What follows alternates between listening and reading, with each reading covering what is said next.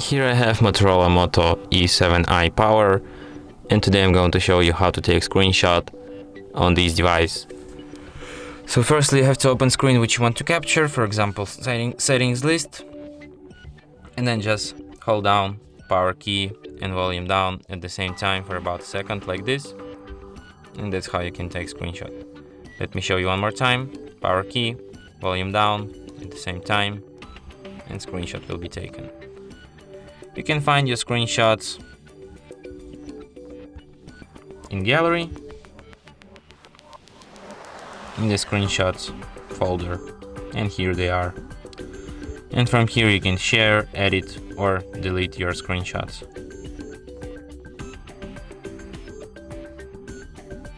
And that's it. Thanks for watching. If you find this tutorial useful, don't forget to hit that like button and subscribe to our channel.